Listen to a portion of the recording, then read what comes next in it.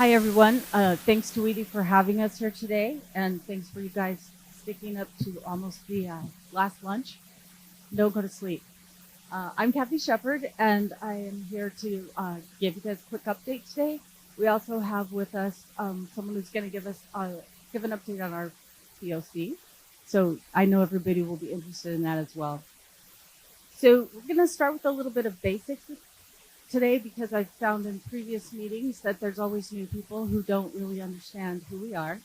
So X12 has a handful of staff, and we have hundreds of members and thousands of member representatives. And each of our members can name as many representatives to their memberships as they would like from their organization.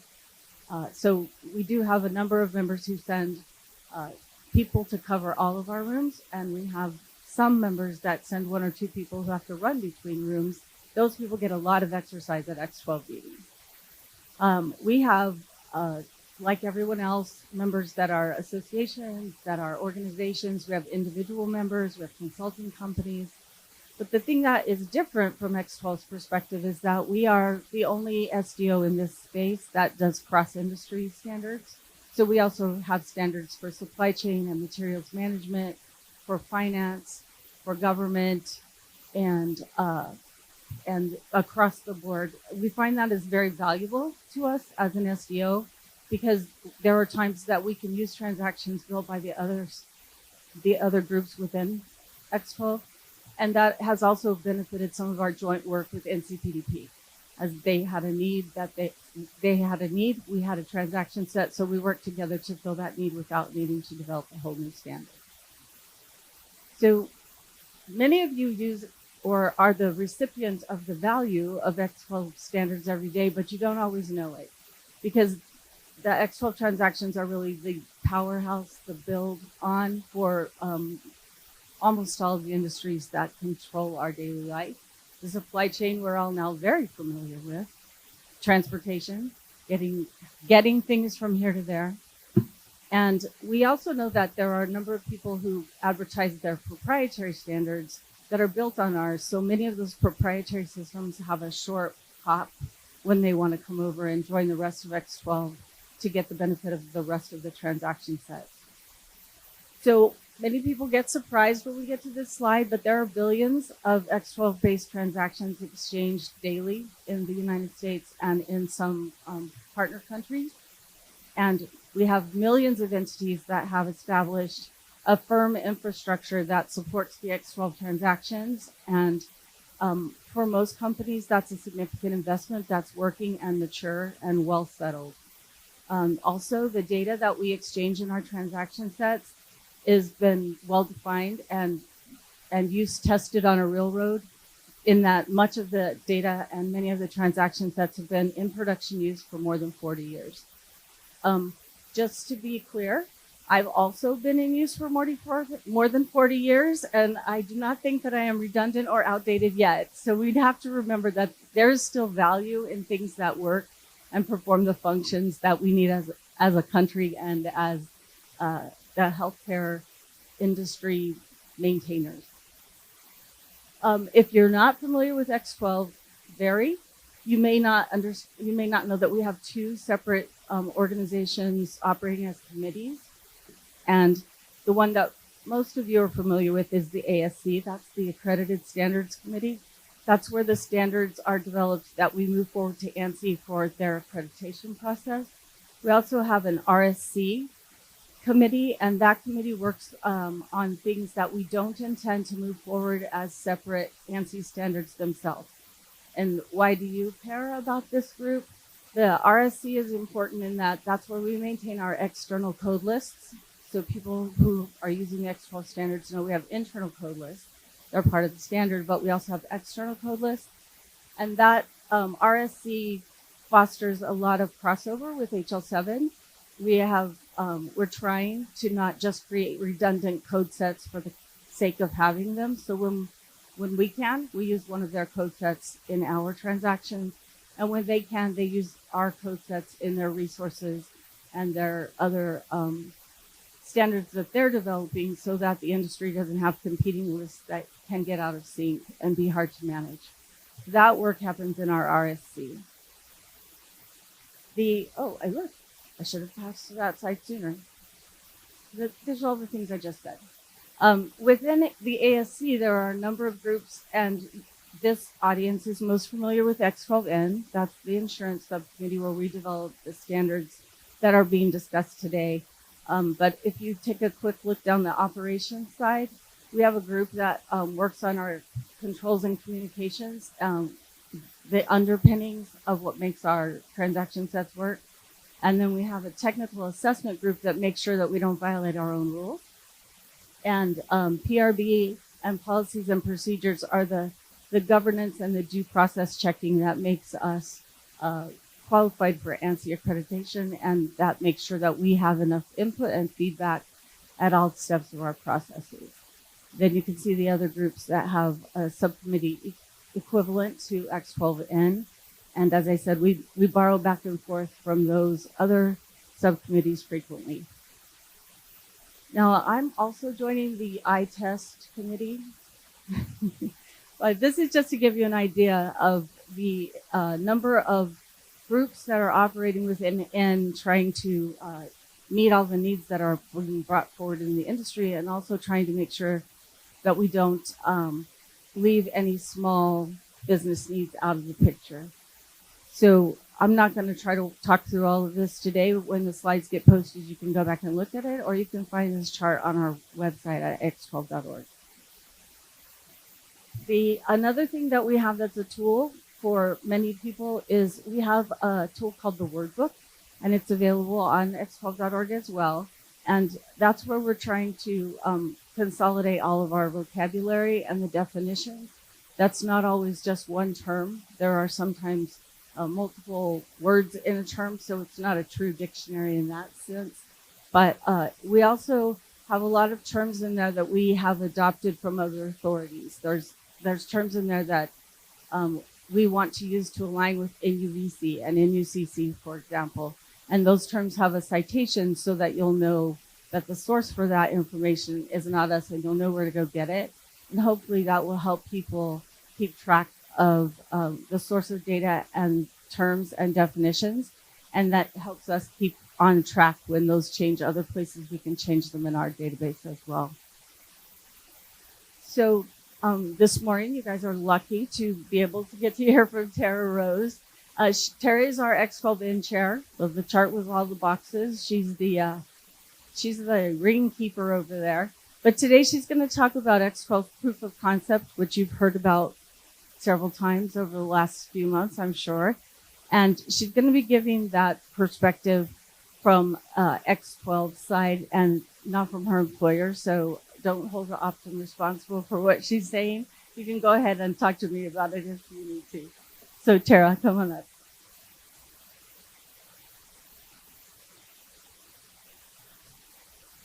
Good morning, everyone. I feel like it should be afternoon already, but here we are. And this clicker works. Let's see here. I'm going to talk about the proof of concept with you guys today. I know some of you have heard me speak on it before. So there's a little bit more that we can share now. Very excited to share that with you. Just make sure I go the right direction. Okay, so a little bit of background. In 2022, X12 did recognize a need for an actual POC, the proof of concept, which we also call a pilot. So you probably hear us call it both. But for all intents and purposes, it really is the proof of concept. So we do have 12 volunteer organizations. Those range across vendors, software vendors, clearinghouses, payers, providers. Not everyone within the POC has agreed to come out publicly. But the good news is that we do have permission to out one more participant, which we will do later on in the deck. So we're pretty excited about that. We all operate under antitrust, and we all have NDA protection, which is why, unless I'm giving specific information and told that I can out anyone, I cannot. So there's two of us that have gone public, and we'll talk about the two of us here in just a little bit. So the kickoff, our initial objectives were to evaluate the viability of the proof of concept and the transactions that we were going to talk about. also defined the initial scope, the milestones, the resources constraints. Where are we going? What do we need to complete this actual POC? And that was initial. And then as we moved on, we did define our objectives. Now, we haven't gotten through all of these objectives yet. So hang with us as we're doing it. We had to verify that the transactions are working as expected, that we did not break anything that was working in 5010.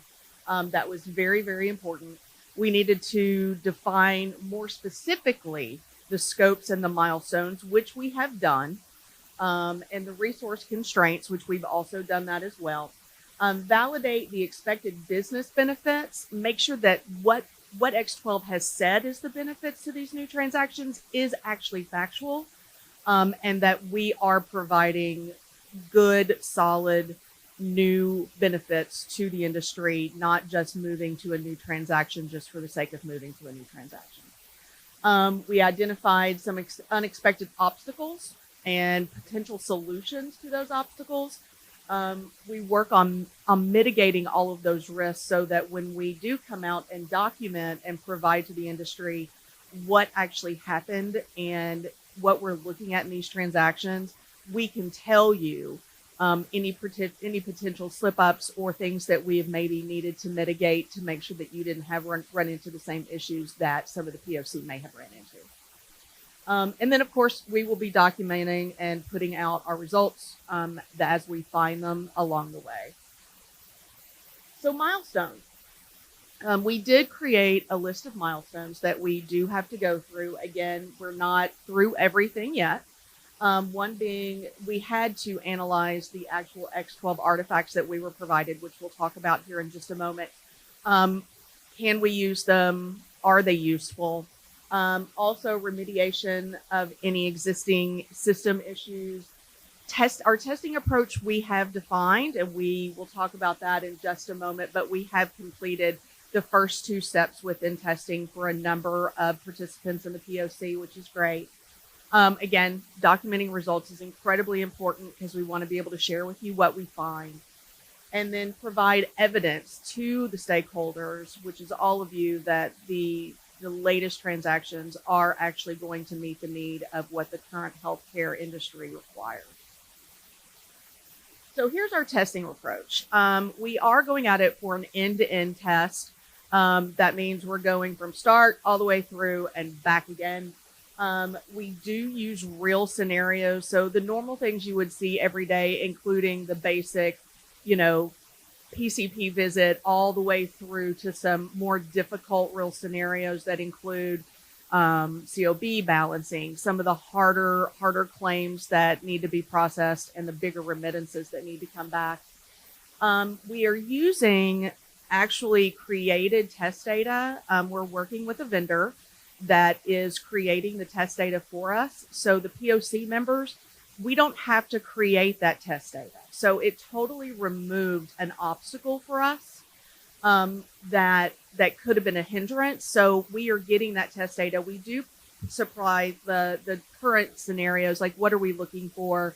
What should we be testing? They create it, send it to us, and we do the testing from there. We also have the 6 levels of testing, as you can see here. The first 2 are the 2 that have been completed by a number of participants, which is the X12 validation and the implementation guide validation.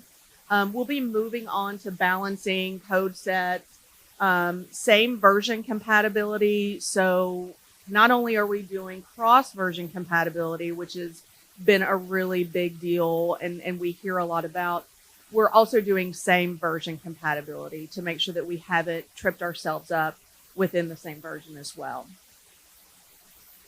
So our testing tools, we have 3 main things that we are using. We're using the online implementation guides and the EDI standard, which is available in Glass. We also have the different summaries, which were put together by the work groups themselves that created these new transactions. And we have the X12 table data and the XML schema.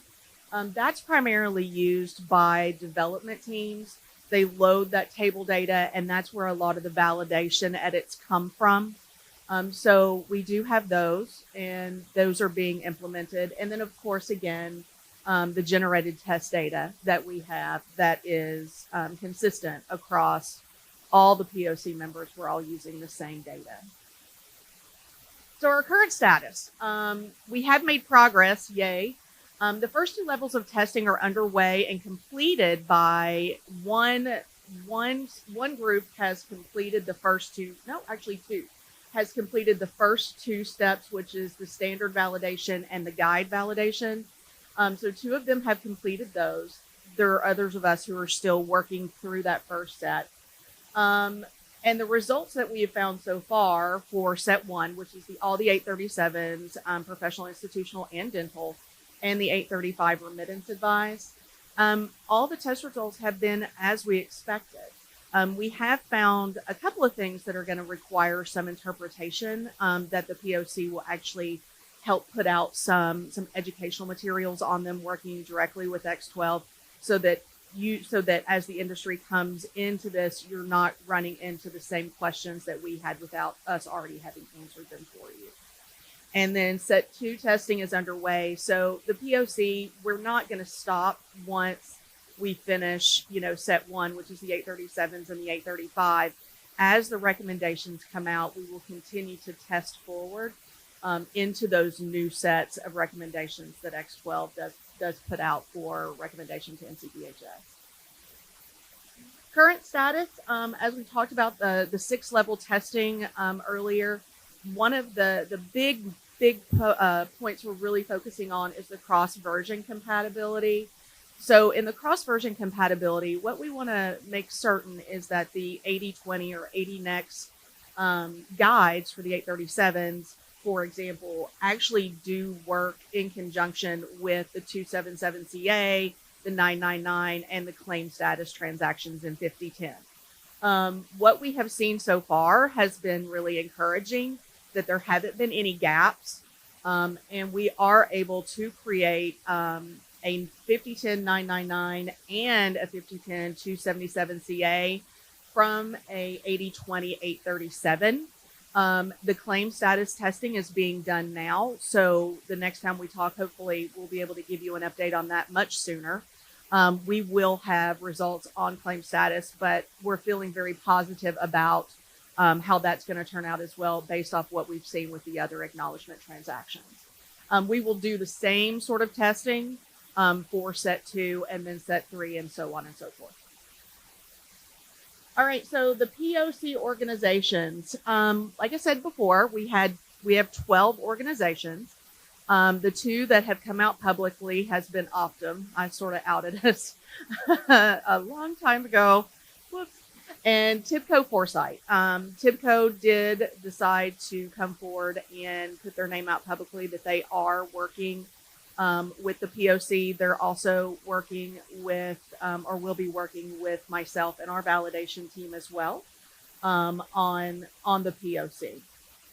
So let's give an update on the activity. So Optum.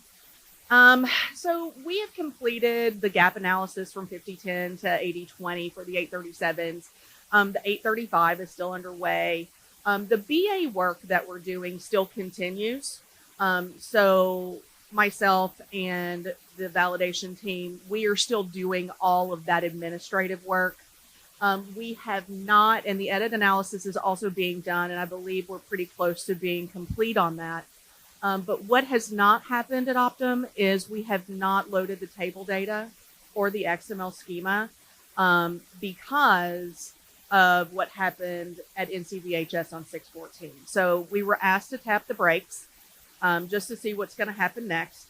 So as Optum, we're going to continue doing the administrative stuff. And then once we get the okay that we can go ahead and start really testing and doing some QC, we will have the table data loaded. But we've pumped the brakes on that just for now to see how that goes. And we're also, Change Healthcare, now that we are one, we're all talking about the POC as well, from not just an Optum, but a Change Healthcare perspective.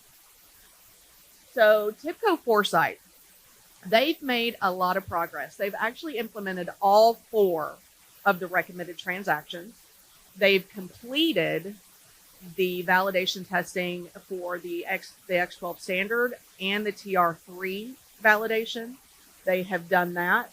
They've also had they performed the cross capability testing, and they are the ones that have done the 5010-999 and 277CA responses to the 8020 837 healthcare claim files, and they were very successful. We will get to review their actual testing scenarios and their responses during our next POC call. So I'm looking forward to that. And they will be testing the claim status as well. So we'll have an update on that too for you very soon. So they've completed levels 1 and 2. So cheers to TIBCO Foresight. I don't know if any of you are on today. Great work. And we were very excited to be able to report that out during this POC update. So this is what they're doing next. I was talking and didn't move the slide. So for the first set, which is level 1 and 2, they used about 170 hours. That's what was used to do that testing. Their estimate for types 3 through 7 edits could take upwards of 500 plus hours. And that sort of falls into line with what Optum sees as well. So I'm not astounded by these numbers. They seem to be pretty par for the course for us. Okay, other organizations that are not ready to go public yet, I can tell you a little bit about what they have done. Level 1 and 2 testing, 2 vendors have completed level 1 and 2 testing, and it has been shown successful results. Cross-version compatibility, those same 2 vendors have done the same testing and have had positive results with the return of the 5010-999 and the 277CA. There has been a transformation tool built by one vendor that has been successful, and many of you that are in the clearinghouse world know that part of the clearinghouse's purview is to create those transformation tools so that if you have a vendor or a payer who isn't ready to accept the most or isn't able to send the current version, we can do that for you. So this is one vendor has already done it, and we're seeing success for that. So that's great. And the BA analysis, that's just us. We're still working on Optum, that is, working on that. And then we have one payer that's actually doing some of the BA work as well, because they cannot do any of the development work without a final rule. They are doing the business analysis on those 80/20 transactions. So there's one vendor who has developed and tested both the 837P and the 835 scenarios. The 835 has been the last one on some of our lists for probably good reason. Learning from the 837P, which is where Optum started, just made more sense, and then it'll be a little bit faster as we go forward. But we have one vendor that has done that. We've had one provider that has developed and tested a large amount of test files. And when I say large, they have really been churning it out. So they constantly have updates for us. And there's one provider that has specifically tested the new HI, the diagnosis code, the new layout that we've done for that for the composite structure. So there's one that's done that. We haven't seen any issues with that either, but that is a pretty large change that is happening in 80/20 or 80 next is how we handle the HI segment. So the participating organizations in our last meeting, we do know that some of them have had to pump the brakes. We know that some of the payers couldn't participate in full development until we had an NPRM, and then we had NCVHS on June 14th, which, based on that recommendation, slowed some of these folks down even more because, you know, they are spending their own money to implement these transactions. So they need a little bit more reassurance before they can move forward. So a lot of us are still just doing the business part of it. Some of us, as you can see, are moving forward. completely, which is great because at some point we will need a new version of X12. So that's where we are with the participating organizations. We will continue to drive forward as we can and find opportunities to provide information to all of you as stakeholders as what this testing looks like. We understand that also the curiosity and the need to know the number of hours and potential cost to move to a new version. I know you're certainly interested in that. And of course, it varies from organization to organization, but we can certainly provide a little bit more to you so that you can prepare and decide on how you want to move forward. So that's what we have on the POC, and I will turn it back to Cathy. And of course, questions at the end, I'm happy to answer anything that you have.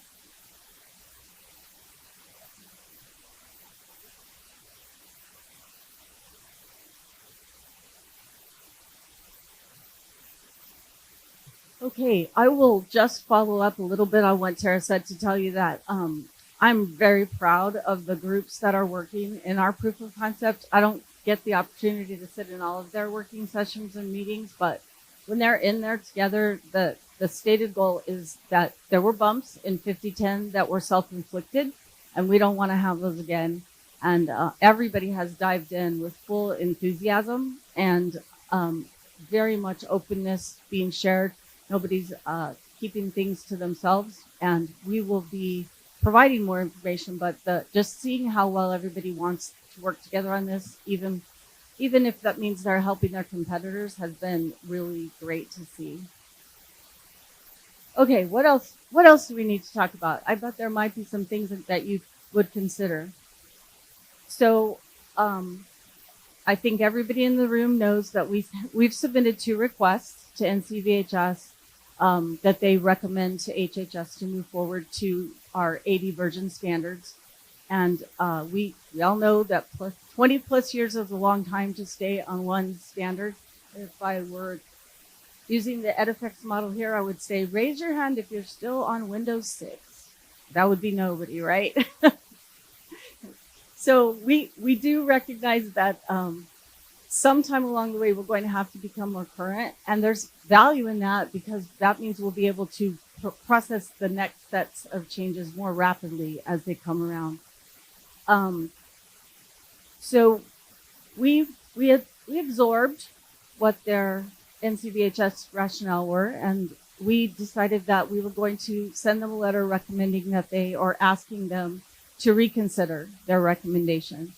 We think that some of the recommendation might need to be thought about in more realistic timelines, and that some things might have been overlooked in their consideration. So earlier this week, we sent a letter asking them to reconsider their recommendation, and we have received confirmation that they got our letter, and they are reviewing it and don't have any more updates about what they're going to do yet. We also know that they're reviewing the second set of recommendations that we put forward and debating whether they should go ahead with the RFIs and public information submissions on those right now, or if we should wait to see how the rest of set 1 works out. So I can't tell you how that is all going to end up, but I can tell you that we believe that everybody's trying to do the right thing for the industry. We might just all need to get a little bit closer to the same page in what that means going forward. And I will try to answer questions if people have them later, but I can't guarantee that I will be able to because not all the information is mine to share. So what else are we doing? We continue to look for collaboration opportunities. We want to engage more industry stakeholders. Those of you who remember me standing up here a few years ago and saying that we were going to put an annual process in place might remember that the first step of that process was going to be added last. Is that when you make the prequel after the second? Or that's the way we're doing it. But soon, hopefully within the next year, so by midsummer next year, but sometime in 2024 for sure, we will be opening up that pre-review that we talked about where when somebody sends in a maintenance request, Before we even send it to our teams to work, we will send out a little survey or a little comment process to the industry that says, do you support this basic business need? Not the solution. We don't want our SMEs to spend their valuable time developing solutions that at the end of the day, the industry is going to say, we don't want those. So we're going to move that process much sooner up to the front. Then when our work groups start to work on those maintenance requests, they will already have a body of industry feedback as large as however many of you participate in that pre work and that advanced work. We think that will make the solutions more robust, and that it will also help our work groups to understand exactly how many different flavors of the functionality being requested may be necessary. So we're looking forward to that, and I'll have more information about that over the coming months, and of course I will share it when I can. We are continuing to partner with other organizations to provide crosswalks and to put links in when other people have instructions that complement our instructions. We also are putting explicit references in to our tools so that people have a breadcrumb to follow back to the information source. And most of those efforts that we've been doing have been very well received. We worked with CORE to put links between their operating rules and our implementation guides, so now people don't have to guess. People don't have to hope that where they're seeing that connection. We've documented it, and that many people have been positive about that. We have some cross references with fire resources in our 278 implementation guides, so that we could help identify where their resources needed to be updated or where our standards might need to be enhanced. And that was an effective collaboration as well. We are also continuing to improve our tools and processes because we believe that our subject matter experts are the base of everything. And there were too many of them worrying about whether serial commas were all in place in the paragraphs. We're trying to free the SMEs up from that particular kind of duty and let them be what they are, which is business process experts or technical experts that know how to put these functionalities and transactions into place in a way that benefits all of us in this environment. So we also have put up a new page since I visited you last week. Oh, drat. Gary's not here. I don't have to pay anybody $1. I don't know. Don't tell on me. It's a joke. Every time I drop my cane at an X12 meeting, somebody says I have to pay them $1. We've put together a new information portal, so to speak, on the X12 website. You'll find it under the resources tab if you go there. And we call it our info center. And right now there's a couple of dozen different pieces of information in there that you can consume. We have a lineup of about 57 more pieces of information that we don't want to call it education exactly because there's no quizzes at the end of it, but we're going to put material out there that the industry has been asking for or to explain things. For example, there's a lot of people who don't understand what the industry names mean in the implementation guide. So we have a little white paper out there that says the purpose of the industry names and how you can best use them if you're trying to use them to keep track of where you are in a transaction set. So that information will be just rolling out time after time. We do know that some requests for some of the explanations that we've posted there have come from our presentations here at WEDI. So feel free to let us know if you have specific information you'd like us to put out there. Oh, in a minute, I'll show you the feedback form slide. I would like to invite as many of you who like the city of Cincinnati, which includes outstanding ice cream and terrible chili. I'm just saying, cinnamon goes in desserts, not in chili. We will be there the first week of October, and all of our work groups will be meeting to keep this work rolling. We'll also be trying to make sure that we're answering any ongoing questions for any either the regulators or for NCVHS or whoever's ready to ask us technical questions about 80/20, 80/30, 80/40 at that time. And there may be questions about what's coming in 8050, which will follow the October meeting. So you can keep up with us on Twitter and LinkedIn. I guess I'm gonna have to change this slide to say you can keep up with us on X and LinkedIn. You still tweet? I don't know that. And we have a feedback forum that we maintain on our site. Everyone is more than welcome at any time to give us ideas, to give us feedback, to ask us questions. And don't worry, staff doesn't answer them all. We will forward them to the people who actually know the answers, and someone will get back to you. We also use those feedback questions to inform FAQs that get put out onto, that will be put out onto our info center. We don't have the first ones out there yet, but they are coming. And we hope that you all take advantage of this opportunity to give us the feedback that we need. And that is it for us today. Great. Thank you, Cathy and Tara. We do have, I believe, a question online. Approximately how long do you think the NCVHS response will ultimately delay the process of implementing 80 next? Months, years, any ideas? I'm going to live on Cathy's perfect planet and say months. I'd like to live in Cathy's utopia and say minutes, but I sincerely hope that it doesn't take even a year of us having discussions about the details to decide what we're doing from here. Questions from the room?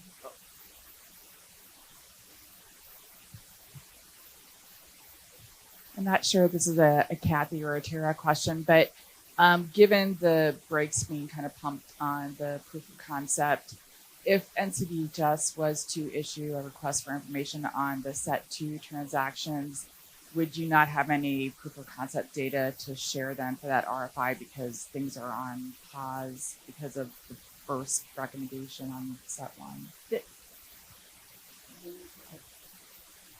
Yes, okay. So not everyone is on pause. So let's be clear about that. Not everyone is on pause. TIBCO Foresight, for example, is not on pause. So we will continue to move forward as we get through the first 2 sets of validation edits, the EDI standard, and then of course the implementation guide. We will start moving to the rest of them, and we'll still continue to have information to provide. And once we complete that, we'll move on to the second set as well. Some of us are just waiting. Optum's not at a stop. We're just pumping the brakes until we have a little bit more information on what's going to happen next, which is where I come with Cathy. I'm hoping that the discussions that X12 has with NCVHS happen much quicker and much sooner so that we can continue to move forward. But the BA work on our side won't stop. Once we have a little bit more information, then we can go back to our leadership and say, hey, let's go ahead and start putting the table data in and moving forward.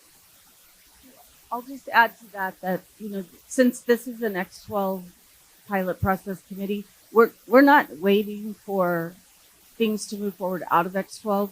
As the pilot team has time, as they get past the critical things that are right now already in a recommendation, they're going to just keep going. We don't intend to stop this work between sets, if you know what I mean.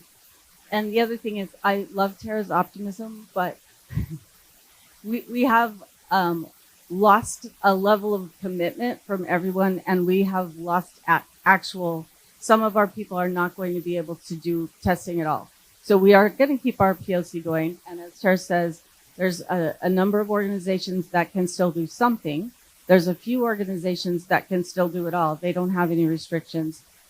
A lot of the rest of the group is having to, as Tara says, pump the brakes. In some cases, that means their BA can do analysis, but their IT team won't do any coding. So we're kind of in that balance zone. Does that answer? We have another question online real quick. Is there a crosswalk for 5010 to 8020 for the 837, 835? We have different summaries put out there. So you could go onto our website and go to the page that is about our NCVHS recommendations, and you can see the difference the difference is documented at the element level, but not the exact description, because it's very helpful for people to go and see those notes in context. So we've given the breadcrumbs, so to speak, so that you can look in the implementation guide and see what comes before and after to understand what that change really is about. In light of the conversations that have been happening here, as you heard the last 2 days with the PA and the interoperability, CDEX, CRD, all that, what, if you can divulge, what will be your next transaction set that you'll be putting the recommendation out for? Insert heart and smiley face. I know what she wants too. Why are you asking me this right now? The next set is firmed up as the acknowledgments. They're brand new and standalone. We think the industry might need more time to think about those and get ready. It is our belief that a majority of implementers are already using these transactions and using them correctly. So that third set might be the lightest lift we have across the whole continuum. And the rest of our transactions, if you look at our plan, are kind of fluid. That's because Tara, the not POC, not Optum person, but Tara, the in-share, is going to be working with the work groups over the next few weeks to figure out who has outstanding MRs that need to be applied before we can move something forward and who doesn't. And so that there'll be a little bit of play in there. Going to get them all out as soon as we can, but we know that there are some MRs for certain work groups that aren't going to come out until 8050. We hope that all of the critical path MRs will be in that set. Cathy, can you, I know that you just talked about MRs for 8050, but specifically for the next set, which is the acknowledgments, I know you said as soon as you can. Do you have a sense for, are we talking a month, or are we talking end of the year? And when you say 8050, not everybody here understands the timing. Okay, those are both fair questions. Let me start with the easy one. We get accredited with ANSI every X number of years, something between 5 and 8 generally. And when that happens, we get a new first number. So we had a new ANSI accreditation audit, and we're certified for version 8 of ANSI. And then all of the versions that we put out annually following that will be 8 something. So 8010 is the first year that version 8 is something, and 8020 is the second, and 8030 is the third. So that's what those numbers mean. In the past, they didn't matter as much, perhaps, to this group, because really you only care about the implementation guide publications, and those were not on that schedule. But now everything's on the annual cycle, that predictable plan for it thing that the industry has said would be completely helpful. We're doing that. So all of the maintenance requests, which are MRs, that we work not in a calendar year, but in an X12 year, go into the next version. So we have a new version of the standard in January of every year, late January, early February. I'll give us a little leeway. And then implementation guides start being published in consecutive order after that, because we need the standard to be changed in all the database tools so that we can generate those implementation guides. So that's the 8050 portion. What, I already forgot the first question. Oh, the timing for the acknowledgments. I'm struggling with that a little bit. At some point, it's hard to continue to put things forward if we don't know what the criteria is going to be for moving them forward. So I think a worst case situation for all of us would be if X12 just kept sending them in and acting like there wasn't an issue. There is an issue. We have to get through that, and having 2 or 3 more sets come out with a non-recommendation because of something that is external to the functionality and external to the amount that the industry needs those functions, that's not good for any of us.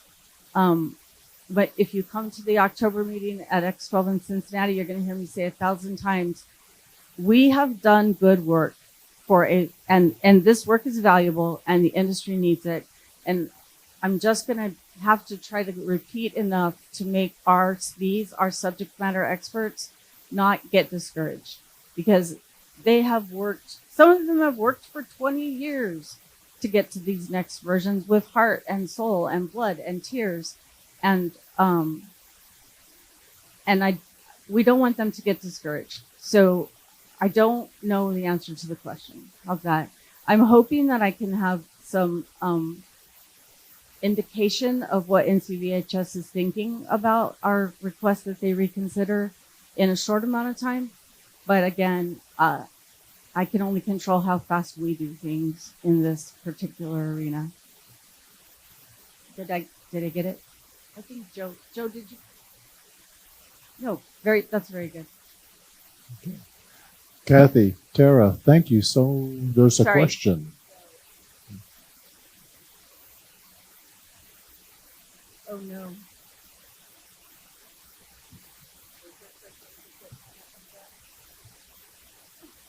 As somebody that has a little bit of insight into the process and what's going on with the proof of concept and things like that, I think people have to understand what a crosswalk would be, because there's reasons why the 80-20 is needed and why 50-10 cannot do it. So when we talk about a crosswalk, normally a crosswalk would mean that you have a place for the arrow going between the two entities. And that's not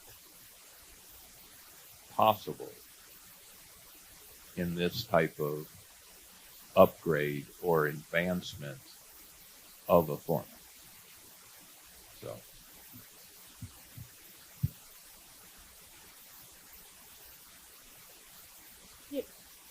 I think that it would be nice if there always was a direct link back and forth. And we will continue to roll out more information about each of the change summaries that we have queued up for our work groups in the fall to try to put some additional meat. But we're not planning to create here's what it was, here's what it is, here's the exact reason why, and here's what page it is on the guide. So if that's the kind of crosswalk you're looking for, but we do know that the work groups have more to say. I know no one will be surprised to hear that this process has been a little slow and a little bumpy. And so the work groups provide information, and then they go on and learn more things, but the information that we're working with to create some of this stuff doesn't catch up. So we're going to be working with Tara's going to be working with the X12 work groups to try to get some more shareable training materials, and then we intend to share them with all of our partner organizations that like to educate their members. So it won't be hidden. We'll have the information out on our site, and we will also present it wherever it needs to be presented so that people know to go look there. And then I think when we talk about crosswalks generally, we're talking about crosswalks to other standards. So just to level set, that's not what Joe was talking about, right? Yeah. I've got one last thing to close this out here, and I don't expect you to make a comment on this, Cathy. I just want to say this out loud.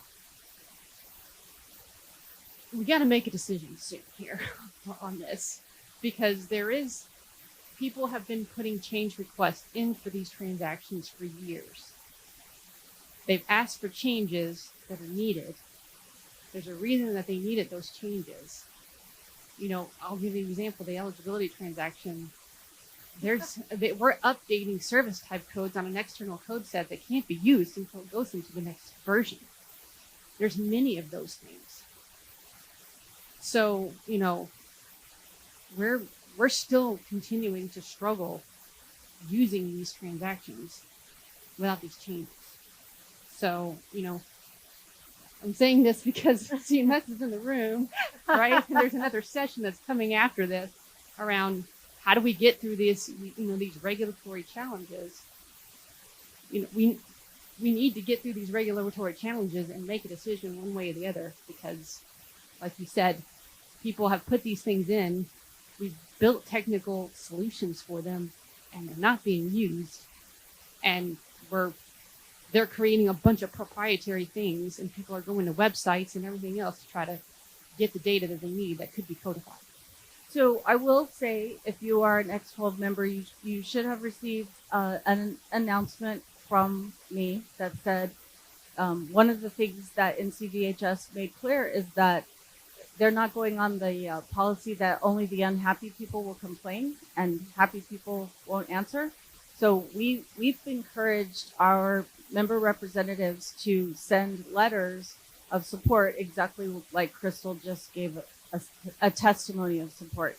Because if they only hear from the people who are unhappy about something, or from people who want to do something different, then that might not be the right perspective. So if any of you would like to know the points that we made in our letter, to consider whether you agree with them and you want to send a letter from your organization, you can talk to me about that. If you're an X12 member, you already have access to that information. You just need to go out to the website, into the members area. I think that's where it got put. And then that will be helpful, because that voice, Crystal, might not have been amplified enough at the comment sessions we had in January or in the written comments. Not from you, you commented. No, I appreciated the chance to give the plug.